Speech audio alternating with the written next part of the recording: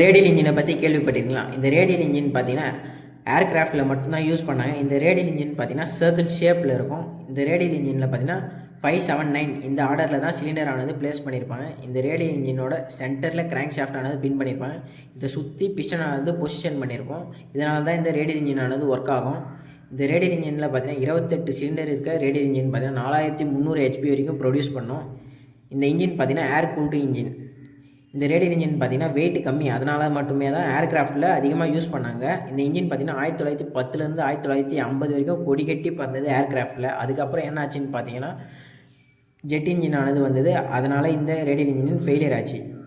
இந்த ரேடியல் இன்ஜினோட டிஸ்அட்வான்டேஜ்னு பார்த்தீங்கன்னா அவ்வளோ சீக்கிரத்தில் கூலிங்காக ஆகாது, எப்பயுமே ஹீட்டாக தான் இருக்கும், வைப்ரேஷன் அதிகம், அதுவும் இல்லாமல் ஆயில் லீக்கேஜ் அண்டு மைலேஜ் பார்த்திங்கன்னா ரொம்ப கம்மி. அதனால தான் இந்த ரேடியல் இன்ஜின் பார்த்திங்கன்னா டிஸ்கன்டினியூ பண்ணாங்க. இப்போ பார்த்திங்கன்னா ஜெட் இன்ஜின் தான் அதிக யூஸில் இருக்குது.